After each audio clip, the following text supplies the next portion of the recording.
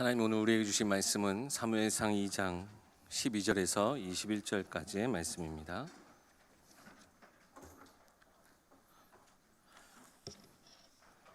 구약 성경 사무엘상 2장 12절에서 21절까지의 말씀입니다.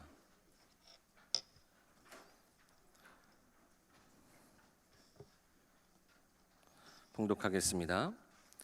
엘리의 아들들은 행실이 나빠 여호와를 알지 못하더라.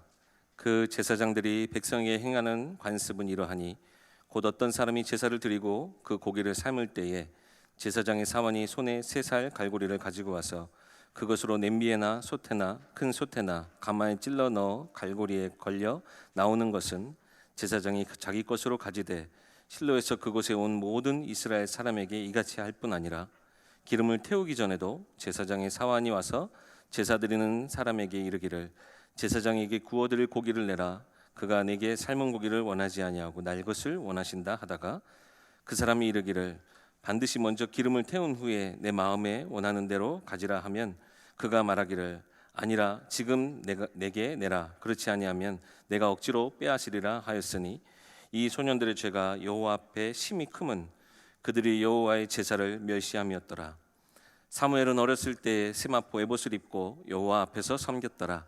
그의 어머니가 매년 드리는 제사를 드리러 그의 남편과 함께 올라갈 때마다 작은 겉옷을 지어다가 그에게 주었더니 엘리가 엘가나와 그의 아내에게 축복하여 이르되 여호와께서 이 여인으로 말미암아 내게 다른 후사를 주사 이가 여호와께 간구하여 얻어 바친 아들을 대신하게 하시기를 원하노라 하였더니 그들이 자기 집으로 돌아가매 여호와께서 한나를 돌보시사 그로 하여금 임신하여 세 아들과 두 딸을 낳게 하셨고 아이 사무엘은 여호와 앞에서 자라니라. 아멘. 박성진 목사님 나오셔서 영적 상태를 점검하자라는 제목으로 말씀 전해주시겠습니다. 오늘도 하나님께서 저와 여러분을 기억하시고 최고의 응답의 자리, 예배 자리로 우리를 부르셨습니다. 예배는 단순한 우리 신앙생활하는 하나의 어떤 종교 행위가 아니고 우리의 삶에서 또 우리의 전 인생을 두고 하나님이 우리의 참 주인이시다. 그분이 나를 지으셨다. 그분이 나의 왕으로 내 모든 삶의 영역을 다스리시는 분이시다라는 것을 인정하는 시간이 바로 예배의 시간입니다. 우리 옆에 있는 분들 그런 마음으로 이렇게 축복하십시다. 모든 영역에서 하나님을 인정하십시다. 예배가 회복되어진다는 것은 우리가 하나님을 하나님으로 인정하면서 우리는 여러 가지 많은 사건들을 경험하죠. 그때마다 다른 것을 바라보지 않고 우리에게 정확하게 응답하실 하나님을 바라보는 게 예배 시간입니다. 그런 축복들이 오늘 이 모든 예배에서 회복되길 바라는데요. 그런 믿음의 고백들을 가지고 우리 옆에 있는 분들 하나님께 집중해서 바라봅시다. 진짜로 하나님을 바라보고 힘을 얻는 그런 축복의 예배가 되기를 소망합니다. 오늘 영적 상태를 점검하라 라는 제목인데요. 서론적으로 질문을 몇 가지 좀 드려보려고 합니다. 첫 번째 질문입니다. 오늘이 한 주간을 시작하는 하루죠. 우리는 한 주간이 일, 월, 화 이렇게 해서 주일이 시작점으로 한 주간을 시작해서 진행을 합니다. 여러분들 한 주간을 시작하는 날에 무엇을 준비하십니까? 한 주간을 지내기 위해서 잘 지내기 위해서 어떤 것들을 준비하십니까? 또 혹시 여기에 우리 성도님들 중에 새 일을 시작한다든지 새로운 직장 아니면 새로운 사업 뭐 여러 가지 많은 일들이 있죠. 그것들을 새로 시작한다면 뭘 준비하십니까? 또 요즘 그래도 기쁜 소식으로 우리 교회 청년들 중에 이제 결혼한다라고 저한테 뭐 주례를 부탁한다든지 결혼합니다. 날짜가 정해졌습니다. 이렇게 해서 저에게 이렇게 알려주시는 우리 청년들이 있어요. 얼마나 감사한지요. 새로운 가정을 계획하면서 뭘 준비합니까? 대부분 뭐 결혼식 꼼꼼하게 잘 준비하죠. 그리고는 살림도 준비하고 뭐 많이들 준비하지만은 새롭게 꾸며질 가정을 두고 뭘 준비하고 계십니까? 이제 코로나 팬데믹 이제 거의 끝나갑니다. 코로나 때 되게 많은 부분들은 어려웠는데 이제 새로 시작해야 되겠다라고 준비하시는 분들 뭘 준비하고 계세요? 코로나가 끝나면서 이제 교회도 좀 활기차게 다시 한번 예배도 회복하고 또 훈련도 회복하고 여러 가지 현장 사역들, 현장 시스템들도 회복해야 되겠다. 그리고 우리 교회도 이제 한참 전에 시작해야 될 부분들 이제 교회 건축도 마음에 두고 이렇게 시작해야 되겠다. 이렇게 여러 가지 계획들을 세우고 있어요. 교회 입장에서도 여러 가지 모든 것들을 계획에 담으면서 여러분들은 뭘 준비하고 여러분들의 마음에 뭘 담고 계십니까? 이때 가장 먼저 점검해야 될 게 있어요. 우리가 뭔가를 새롭게 시작한다든지 중요한 일에 도전한다든지 그때마다 우리는 반드시 점검해야 될 게 있는데 그게 바로 오늘 제목에 있는 것처럼 우리의 영적 상태를 점검해야 합니다. 그러면 두 번째로 좀 질문하기는 이거는 조금 더 직설적이고 직접적인 질문이기도 해요. 여러분들의 신앙생활은 어떠합니까? 신앙생활이 굉장히 이제는 영적으로 많이 둔감해져 계십니까? 아니면 여러분들의 신앙생활 매력을 느끼고는 계십니까? 조금 더 나가서 여러분들의 예배 어떠합니까? 예배가 여러분들 되게 부담되어 있습니까? 아니면 예배 이러든 저러든 상관없어 당연하게 여겨지고 아무 감흥이 없는 예배로 여러분들 오늘 이 자리에 계십니까? 혹시 여러분들의 우선순위 중에 예배가 저 뒷전인 분들도 계십니까? 혹시 예배 시간 한 1시간 조금 넘어가는 시간이 되게 지루하다 그런 분들도 가끔 있겠죠. 또 하나 질문을 할게요. 여러분들 기도하는 생활이 어떠해요? 형식적이십니까? 그나마 형식적으로라도 기도하고 계신다면 되게 잘하고 계시는 거고요. 아예 저는 기도가 안 되고 있는데요. 그런 분들도 있겠죠. 이런 질문에 여러분들이 한 번 정도는 여러분들 개인에게 던져봐야 될 질문입니다.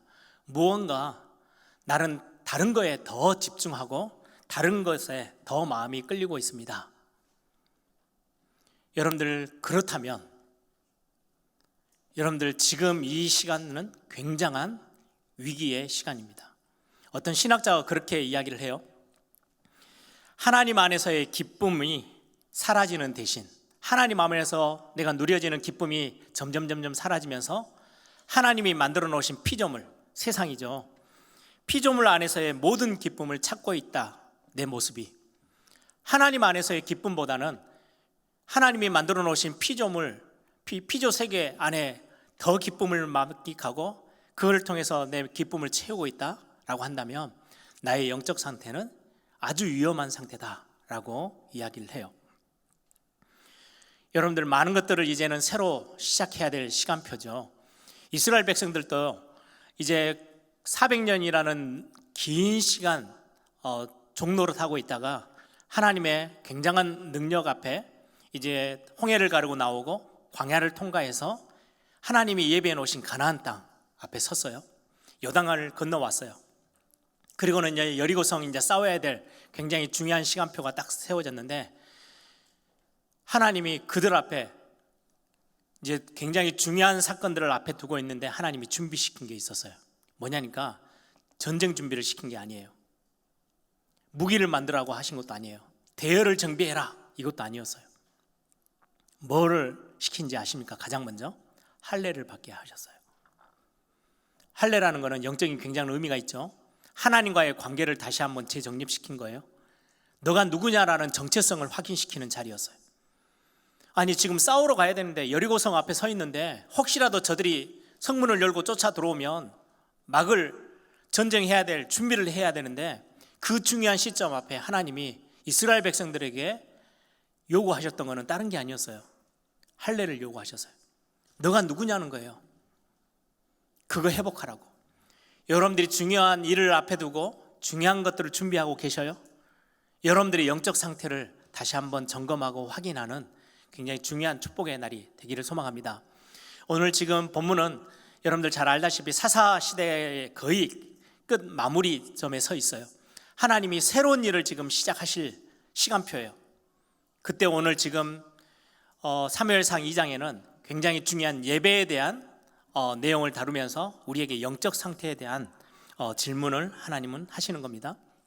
먼저 12절에서부터 17절에는 엘리의 두 아들에 관련된 내용이 나오고요. 18절에서부터 21절은 사무엘에 대한 이야기, 그리고는 뒤로 가서 계속해서 엘리의 두 아들, 그리고 또 사무엘, 엘리의 두 아들, 사무엘, 이렇게 비교해 가면서 성경은 기록하고 있어요. 가장 먼저 12절에서부터 17절까지 엘리의 두 아들에 대해서 오늘 성경은 설명하고 있는데 한번 우리가 함께 보셨으면 좋겠어요. 엘리의 두 아들은 제사장으로 하나님 앞에 부름을 받았어요. 제사장으로 부름을 받았다는 것은요, 굉장히 특별한 부르심이에요. 수많은 민족들이 있어요. 그런데 하나님이 특별하게 이스라엘 백성들을 택하셔서 하나님의 말씀과 하나님의 나라와 교회를 설명해 가기 시작하셨어요. 이 홈니와 비나스, 엘리의 두 아들도 하나님이 저 밖에 있는 사람이 아닌 이스라엘 백성으로 하나님이 택하신 거예요. 얼마나 감사합니까? 하나님의 영광스러운 하나님의 백성으로 부르셨어요. 그런데 그 정도가 아니고요, 그 많은 이스라엘 백성들 12지파 중에도 하나님을 예배하는 데 심부름하는 레위지파 사람으로 홈니와 비느하스를, 엘리의 두 아들을 부르신 거예요. 거기보다 하나 더 나가요. 아론의 후손들은 레위지파 제사장 그룹, 레위지파 중에도 제사장 그룹으로 따로 쓰셨어요. 예배를 완전히 책임져서 심부름하는 제사장 그룹을 아론의 후손으로. 그러면 지금 홈니와 비느하스는 이스라엘 백성이죠. 하나님의 택함을 받았죠. 그 중에 많은 지파들 중에 예배를 섬길 수 있는 레위지파로 부름을 받았죠. 거기에 아론의 후손으로 제사장 그룹이 되어졌어요. 엄청난 축복이에요. 그런데 어느 날 처음에 이들이 제사장으로 부름받을 때는 감동도 있고 감격도 있었겠죠. 야, 나 같은 사람이. 그런데 어느 정도 시간이 지나면서는 전문 직업인이 되어져 버린 모습이 오늘 본문에 나와요. 저는 이 본문을 딱 묵상하면서 가장 먼저 떠올랐던 하나의 장면이 있었어요. 그게 뭐냐니까요, 제가 목사로 안수받을 때, 제가 임직하게 될 때, 그때 제가 생각하면요, 엄청 두렵고 떨리고요, 나 같은 사람이 자격도 없는데 내가 하나님의 종이 되어져서 교회를 섬긴다고? 이게 얼마나 벌벌벌 떨리던지요. 그러면서도 너무너무 제가 그 앞에 부름받은 게 얼마나 감사한지요. 아니, 거의 10년 동안 신학 공부하면서 그걸 예상을 하고 왔는데도 막상 노예 기간 동안에 목사 안수식이 진행되는데 얼마나 두렵고 떨리던지요. 그리고는 그때 기억나요. 처음으로 목사 안수를 받고 나서, 임직하고 나서 성도님들 앞에 예배 때 축도하게 되어졌을 때, 그때는 말로 표현하지 못할 만큼 두렵고 떨림으로 했어요. 지금은 어떠하느냐? 답을 안 하겠습니다. 지금도 내게 이 두렵고 떨림과 감사함이 남아있나? 많이 되묻게 됐어요. 메시지를 준비하면서. 그러면서 하나의 더 장면을 우리 성도님들에게 던져주고 싶어요. 그냥 목사 임직식으로 하면 저 혼자만 이렇게 몰리다가 끝나야 되잖아요. 우리 성도님들 중직자로 임직 받으실 때 어떠하셨어요? 장로로, 안수집사로, 권사로 정말 하나님 앞에 참 너무 감사하는, 너무 크고 정말로 어떻게 대답을 해야 될지 모를 만큼, 어떤 성도님들은 충분히 교회 앞에서 직분을 받아서 섬길 수 있는 신앙의 어떤 믿음의 비밀들을 가지고 계시는데도 불구하고 나 같은 사람이 그걸 어떻게 해요? 제가 전화를 2번, 3번 드렸는데도요, 끝까지 사양하고 다음에 할게요. 그 말이 무슨 말이에요? 엄청 두렵고 떨림으로 이 직분을 바라보고 또 감사함으로 정말로 하나님 앞에 이 직분을 감당하겠다고 고백하고 섰던 날이 우리에게 있었어요. 꼭 직분만이 아니고요, 저에게 있어서 복음이 이해되어지고, 야, 내가 하나님의 자녀가 된 거야, 이런 거야. 이때 저에게 밀려왔던 그 구원의 감격은요, 이루 말할 수가 없어요. 막 바닥을 뒹굴뒹굴 구르면서요, 야, 하나님이 나와 함께 하신다고? 이런 어떤 저에게 어떤 그런 감격들이 저에게도 있었어요. 그런데 오늘 본문을 보면서 하나님이 나에게 찾아오셨던 그 첫사랑, 첫 시간, 나 지금도 그 두렵고 떨림과 감사함과 감격을 내가 여전히 가지고 있나?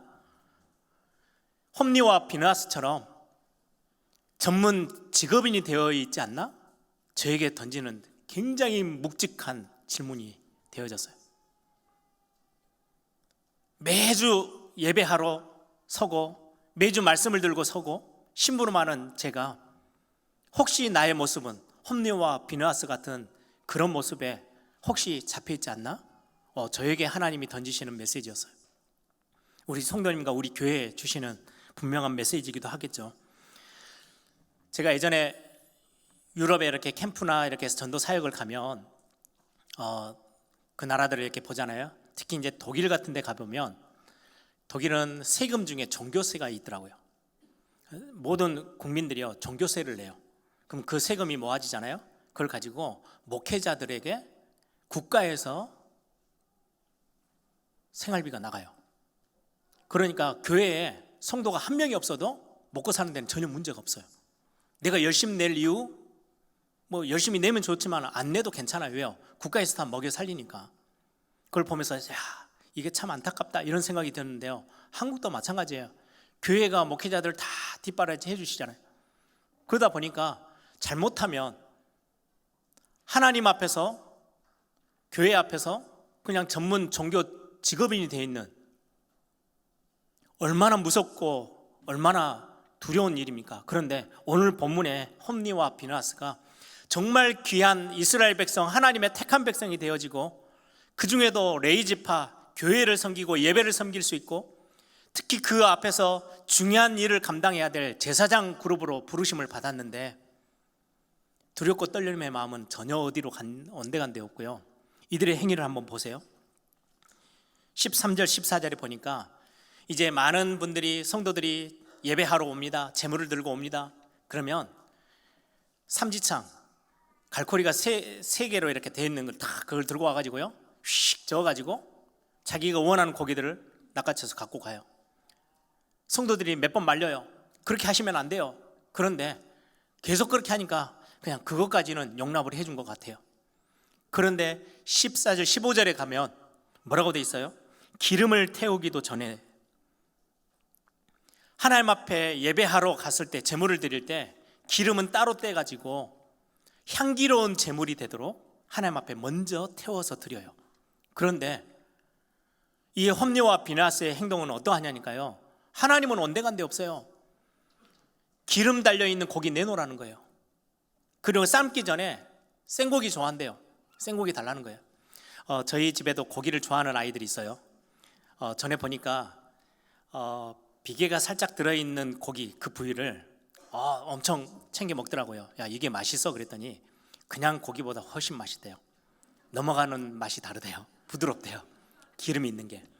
홈리와 비느하스도 그렇게 고기를 좋아했지 않나 뭐 이런 생각이 들고 우리 광주에 아주 특별하게 먹는 고기죠. 생고기. 예전에 저 서울에 있던 어떤 목사님이 와가지고 교회 앞에 가게에 이제 식사하러 가가지고 생고기 적혀 있길래 얼음에 안 얼린 생고기인지 알고 시켰대요. 멀겋게 나오니까 주인한테 불판 줄 수 없어요? 광주에서는 그렇게 먹잖아요. 아주 맛의 묘미로 먹는 거예요. 홈리와 비느하스도 이 생고기 맛을 알았나? 오늘 보니까 삶지 않고 있는 생고기를 달라는 거예요. 자기 입맛에 그게 더 맞다고.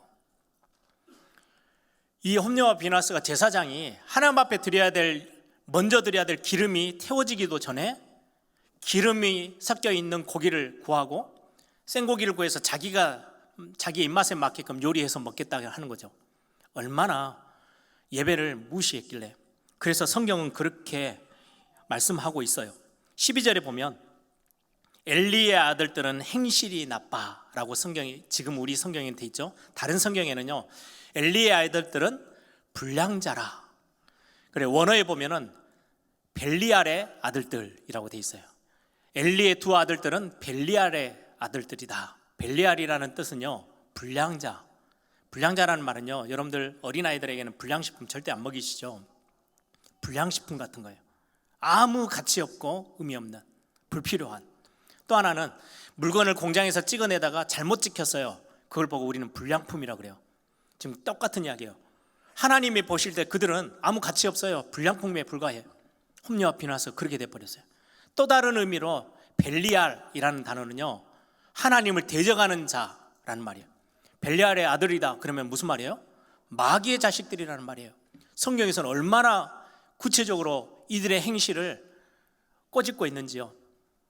엘리의 두 아들들은 마귀의 자식들이야 라고 설명하고 있어요. 아니, 제사장인데요, 예배를 섬기고 있는데요, 수년 동안 교회에서 교회 일을 하고 있는데요, 마귀의 자식이래요. 불량품이래요. 불량자래요. 그러면서 그런 행위에 많은 성도들이 메시지를 던집니다. 경고의 말을 합니다. 어떻게 보면 하나님의 경고의 말씀이죠. 16절에 보니까 그 사람이 이르기를 반드시 먼저 기름을 태운 후에 내 마음을 원하는 대로 가지라. 성도님들이 예배, 자기 재물을 가지고 와서 예배하려고 하는데 기름도 태우기도 전에 고기들을 다 훔쳐가죠. 제사장에게 주어지는 고기의 부류가 있어요. 민수기 18장에 보면 가슴살과 오른쪽 다리 살은 제사장이 먹을 수 있는 다리에 하나님 딱 정해 놓으셨어요. 그런데 갈고리를 가지고 휙 쪄가지고요, 자기들이 더 원하는 고기, 제사장에 가야 될 그 부위하고 상관없어요. 자기들의 입맛에 맞는 부위를 딱 가지고 가요. 이런 모습을 성도들이 보면서 자꾸 이야기를 하는 겁니다. 제사장님, 그렇게 하시면 안 됩니다. 예배는 그렇게 드리는 거 아니잖아요. 그 모습은 하나님이 기뻐하시지 않으세요. 여러 번 경고했어요. 듣지 않아요. 하나님이 그때 어떻게 행하시죠? 이스라엘 백성들, 하나님의 백성들이 범죄할 때, 하나님의 뜻을 어길 때 하나님은 굉장한 심각한 경고를 하죠. 내가 너희들을 벌할 거야, 조준을 내릴 거야, 재앙을 내릴 거야 말씀하세요. 하나님 공의 하나님이시니까. 그런데 하나님의 또 다른 성품이 있어요. 용서의 하나님, 긍휼의 하나님, 사랑의 하나님이에요. 그 경고의 메시지를 듣고 바로 돌아서서 하나님 앞에 무릎을 꿇고, 하나님, 제가 잘못했습니다. 다시금 돌아서겠습니다.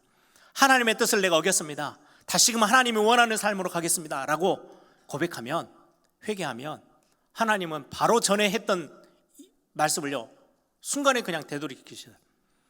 벌을 내리겠다고 했던 거를요, 나 그거 필요 없어, 이제 다 용서했어, 끝났어, 내가 너를 다 받아줄 거야. 이게 하나님의 성품이에요.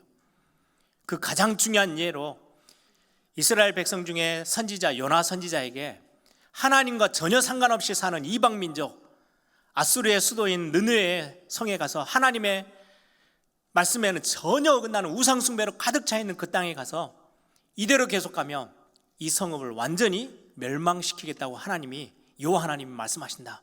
야, 요나야, 가서 전해. 요나는 하나님 성품을 너무 잘 아는 거예요.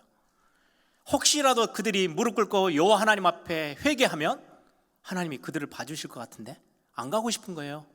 근데 여지없죠.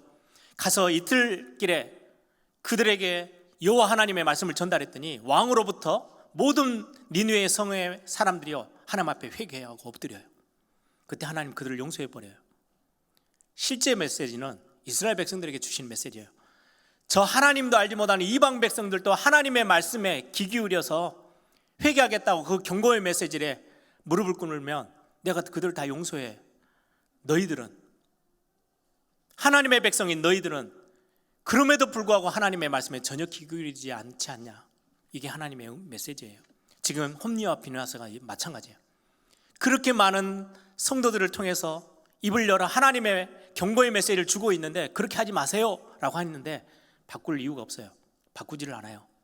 결국 여러분, 그 홈리와 비느하스 때문에 이스라엘 전체 예배가 어떻게 된지 아십니까? 저는 코로나 팬데믹 때 사건과요 너무 비슷해서 하나님 앞에요, 제 마음을 정말로 이렇게 다시금 다잡았어요. 광야에서 모세에게 하나님이 성막을 허락하셨어요. 예배 처소로. 그리고는 그게 광야 40년을 지나서 이제 가나안 땅 정복하고, 그리고는 실로에 성막을 딱 세워놓고 거기를 예배 처소로 삼았어요.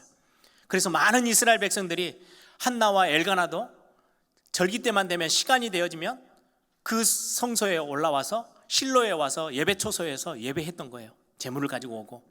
그런데 하나님이 홈리와 비느하스가 제사장으로 있을 때에, 엘리가 대제사장으로 있을 때에 예배 처소의 문을 닫아버려요. 전쟁을 일으키세요. 블레셋이 와가지고 예배 처소의 가장 중요한 언약궤, 법궤를요 빼앗아가 버려요. 법궤가 없으니까 예배할 이유가 없잖아요.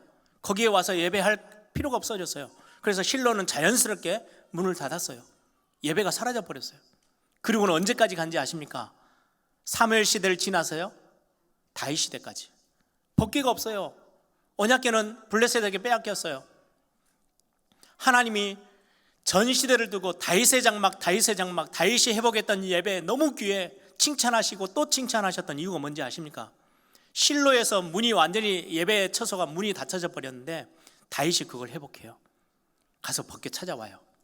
그리고는 하나님이 정하신 곳에다가 언약궤를 집어넣을 때요, 다윗이 막 거기서요 바지가 내려가는지도 모르고 막 춤을 췄던, 그리고는 그 예배 처소를 얼마나 대단하게 회복했느냐. 모든 레위 사람들 숫자를 다 파괴해가지고 다 불러내요. 그리고 문지기로부터 시작해서 모든 관리자들 다 세워내요. 그리고는 찬양대를 4,000명 준비해요. 제사장들을 다 세워요. 그리고는 하루도 빠짐없이 아침 저녁으로 예배하게 만들어요. 하루도 빠짐없이 하나님을 찬양하게 만들었어요. 그래서 하나님이 다윗의 장막을 그렇게도 기뻐하신 거예요. 실로 때 문이 닫혀져 버렸던 이 제사장들이 하나님 앞에서 예배를 귀하게 여기지 않았던 그 시간에 하나님이 스스로 문을 닫으셨어요. 코로나 팬데믹, 지난주에도 메시지 그렇게 나눴죠. 저는 하나님이 분명한 코로나 이 팬데믹 때문에 한국교회뿐만 아니라 세계교회에 주시는 메시지가 분명하라고. 하나님이 그렇게도 좋아하시는, 우리의 예배 받으시는 걸 너무 기뻐하시거든요. 그런데 스스로 하나님이 스스로 미루셨어요. 안 받겠다고. 실로의 문을 닫으신 것처럼 많은 세계교회가 예배에 굉장히 많은 어려움을 겪었어요. 하나님은 뭘 찾고 계시는 거예요? 진짜 예배하는 교회, 진짜 예배자들이 다시금 회복하라고. 다윗처럼 참된 예배가 회복되어지라고. 껍데기 말고 진짜를 회복하라고. 그래서 오늘 17절에도 보니까요, 이 홈리와 비나스, 엘리의 두 제사장의 모습입니다. 그들은 여호와의 제사를 멸시함이었더라. 하나님의 마음이 그대로 표현되어 있는 단어예요. 하나님 스스로가 멸시당한 느낌이에요. 너희들이 나를 멸시했어? 나중에 보겠지만은요, 사무엘상 3장에는요, 너희들이 나를 멸시하면 나도 너희를 멸시할 거야. 너희들이 나를 존중하면 나도 너희들을 존중해. 그게 하나님의 목소리거든요. 지금 홈리와 비나스, 엘리의 두 아들들이 하나님을 멸시하고 하나님의 예배하는 것을 멸시했던 그들의 모습. 멸시했다는 말은요, 가치없이 여기고요, 가볍게 여기고요, 하찮게 여겼다는 말이에요. 코로나 팬데믹 때 왜 하나님이 실로의 문을 닫으신 것처럼, 예배 처소의 문을 닫으신 것처럼 우리의 많은 전 세계 교회, 특히 한국 교회까지 하나님이 예배에 많은 것들을 느끼게 하셨을까요? 거기에 대한 답이 오늘 12절에 나옵니다. 엘리의 두 아들들을 두고 그렇게 표현합니다. 엘리의 아들들은 행실이 나빠 여호와를 알지 못하더라. 여호와를 알지 못했대요. 이건 말은 안 돼요. 제사장이 왜 여호와를 몰라요? 어릴 때부터, 태어나서 얼마 되지도 않아서부터 예배하는 자세, 예배하는 순서, 뭐가 중요한지 어릴 때부터 계속 교육받는 게 이 제사장 그룹인데요. 하나님이 뭘 좋아하고 하나님의 말씀은 어떠하고 얼마나 정확모호하게 다 배우는지요. 그런데 어느 순간에 여호와를 알지 못한다라고 성경은 표현하고 있어요. 그 말이 무슨 말일까요? 이사야서 1장 3절에 보면 정확하게 표현하고 계세요. 이사야서 1장에도 똑같은 메시지죠. 수많은 이스라엘 백성들이 매일같이 성전에 나와서 예배하는데 하나님이 제발 너희들 예배 이제 그만 멈춰. 내가 더 이상 너희들의 예배를 받지 않을 거야 라고 예배를 밀어내셨던 그때 하셨던 말씀이에요. 1장 3절에 소는 그 임자를 알고 나귀는 그 주인의 구유를 알건만은 이스라엘은 알지 못하고 나의 백성은 깨닫지 못하는도다. 소하고 나귀는 그 주인을 알아보는데 이스라엘 백성들은 나를 못 알아봐. 알지 못해. 소나 나귀가 말이 주인을 알아본다는 말이 무슨 말이에요? 저야 뭐 농사를 지어본 적이 없지만 서로 쟁기를 매서 농사를 지으며 이제 주인이 말하죠. 가자. 이제 말을 타고 가자 이렇게 하면 말이 가요. 주인의 말을 잘 듣는 거죠. 멈춰 이렇게 하면 딱 멈춰요. 그런데 가자 이렇게 했는데요, 꼼짝을 안 해요. 말에게 이리야 이리야 했는데 안 가. 그럼 주인이 뭐라 그래요? 주인도 못 알아보네? 이렇게 말하는 거예요. 그죠? 지금 이 본문의 내용이 그 말이에요. 엘리의 두 아들들은 제사장임에도 불구하고 지식적으로 하나님을 모르는 게 아니에요. 주인의 말을 전혀 알아듣지 않아요. 고지 듣지 않아요. 주인이 말을 하는데도 불구하고 들으려고 청종하지도 않아요. 듣고도 순종하지 않아요. 이게 지금 엘리의 두 아들들의 영적 상태예요. 하나님의 말씀이 주어지는데 말씀을 듣기 위해서 귀를 기울이는 법도 없어요. 혹시라도 말씀을 들었어요. 순종하지 않아요. 이들의 영적 상태를 아주 근본적으로 꼬집어서 성경은 말씀합니다. 그들이 여호와를 알지 못했다. 하나님의 말씀을 청종하지도 않고 들으려고도 하지 않고 귀를 쫑긋 세우지도 않고 하나님의 말씀을 듣고도 순종하지 않았던 그들의 영적 상태 때문에 하나님은 그들의 예배를 받지 않으셨다. 그들이 내 예배를 멸시했어, 나를 멸시했어 라고 성경은 표현하고 있어요. 오늘 우리에게 굉장한 하나님의 메시지죠. 우리가 회복해야 될 부분들입니다. 하나님을 알아가는 거, 하나님의 말씀에 귀를 기울이는 거, 하나님의 말씀 앞에 부족하지만 순종하려고 애를 쓰는 거, 하나님의 그래서 은혜를 구하는 하나님의 사람들을 찾고 계세요. 사무엘을 볼까요? 18절부터 21절인데요 18절과 21절 같은 단어로 반복하며 사무엘의 영적 상태를 표현하고 있어요. 사무엘은 어렸을 때 세마포 에봇을 입고 제사장들이 입는 에봇이죠. 예배자로 딱 갖추고 있는 거예요. 항상 여호와 앞에서 섬겼더라. 여호와 앞에서. 21절에도 보니까 아이 사무엘은 여호와 앞에서 자라니라. 같은 단어로 쓰고 있어요. 여호와 앞에서 예배자로서 준비해서 항상 있어요. 그 말은 예배를 너무나도 중요하게 생각한 거예요. 하나님을 경외했어요. 멸시하지 않았어요. 하나님을 존중했어요. 하나님을 인정하는 자리에 항상 서 있었던 사무엘입니다. 이게 예배로 표현되어지는 거죠. 저와 여러분에게 오늘도 이 예배 자리에 나오신 거 너무나도 최고의 축복의 자리예요. 최고의 축복의 사람들입니다. 하나님을 경외하는 거, 저는 우리 애일교회 주신 이 마음들이 얼마나 귀한 게 느껴지는지요. 하나님을 경외할 줄 알고 하나님을 인정한다는 게 무슨 말인지 알고 우리가 하나님을 존중하며 예배를 소중히 여긴다는 우리의 신앙생활의 모습이 얼마나 귀한지요. 이 영적 상태는 절대 여러분들이 어떤 것에도 빼앗기지 말으셔야 됩니다. 그 다음에 19절에 보시면 이 영적 상태, 사무엘이 누렸던 영적 상태, 가지고 있었던 이 영적 상태가 어떻게 생겨났을까요? 저는 보면서 19절을 보면서 부모에게 엄청난 영향을 받았구나. 19절을 보세요. 그의 어머니가 매년 드리는 제사를 드리러 그의 남편과 함께 올라갈 때마다 매년 예배에 쳐서, 그때 사사시대 때라면 아무도 예배에 관심 없을 때에 이들은 예배 처소를 찾아가는 것을요 망설이지 않고 갔어요. 매년 하나님 앞에 예배하는 자로 그 자리에 서 있었어요. 제사장이 이러든 저러든 어떤 모습을 가지고 있었든 예배하는 걸 놓치지 않았던 이들의 모습. 또 하나요, 그 뒤에 보면 작은 겉옷을 지어다가 그에게 주었더니 1년에 한 번 예배하러 올라가면서 엄마인 한나가 사무엘을 위해서 겉옷을 이렇게 지어서 만들었던가 봐요. 지금처럼 어디 가게 가서 시장 가서 사올 수 있는 게 아니고 하나하나 이렇게 바느질하면서 떴겠죠. 뜨면서 어떤 생각을 했을까요? 아들을 보러 가요. 이거를 전달해 주고 와요. 옷이 더 목적보다는 엄청난 기도가 쌓여 있을 거라고 생각해요. 옷을 만들면서 이 아이가 입고 1년 동안 입고 있어야 될 이 옷, 얼마나 아들을 생각하며 그를 위해서 기도하며 하나님 앞에 의지하며 하나님 앞에 맡기며 옷을 지었을까요?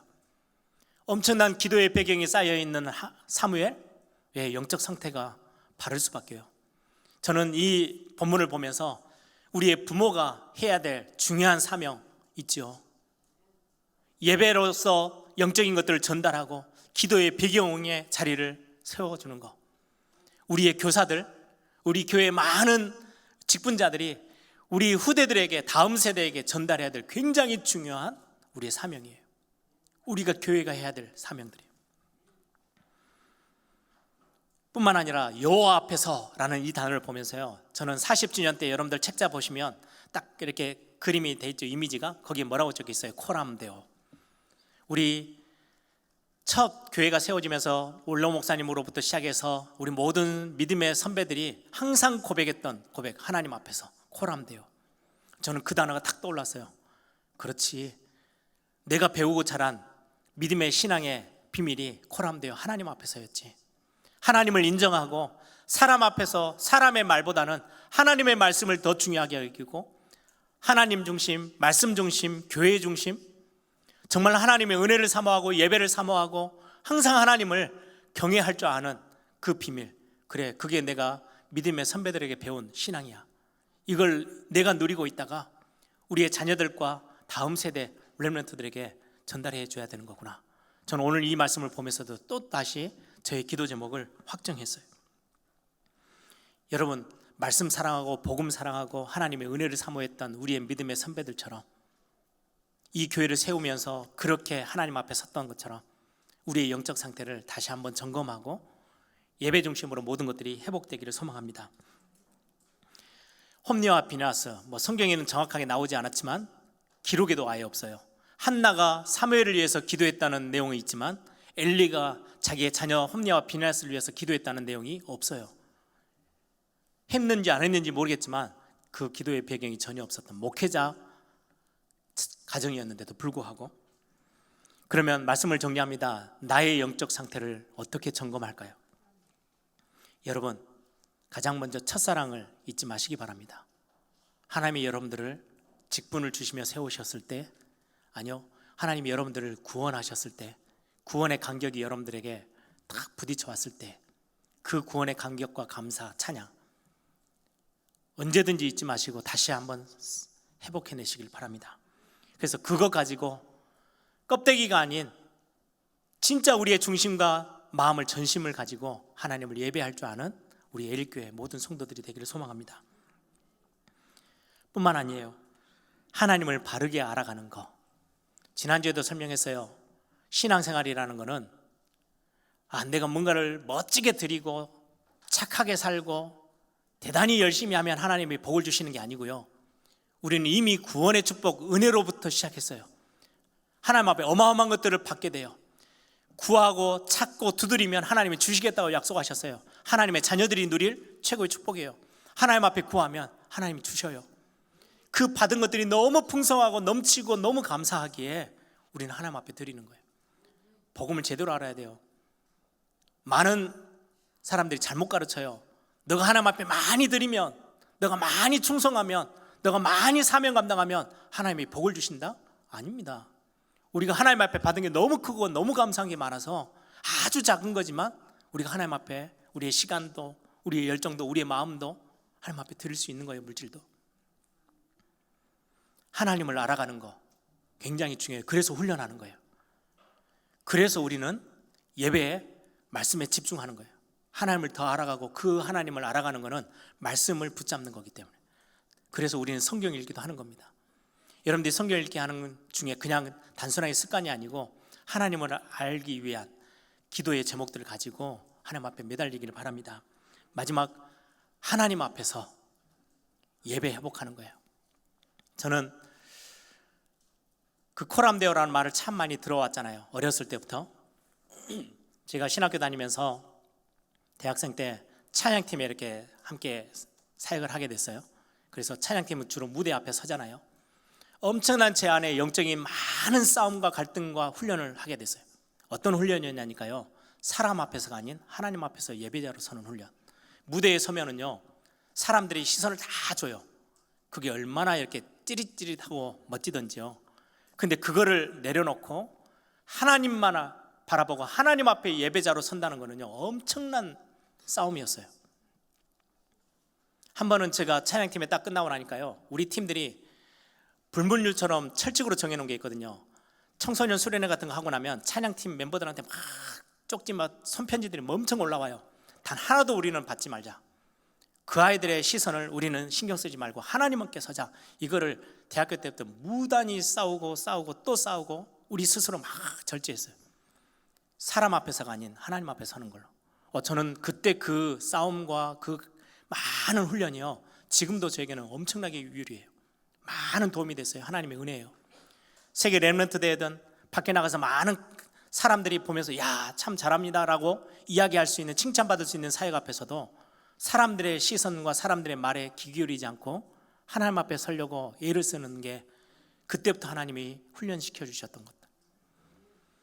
여러분, 하나님 앞에 서는 거, 교회의 사역, 교회에서 많은 봉사, 헌신, 사람 때문이 아니고 하나님 앞에서, 우리의 예배도 하나님 앞에서. 그래서 여러분들 정말 멋진 우리 모든 예일교회 성도님들이 되기를 소망합니다.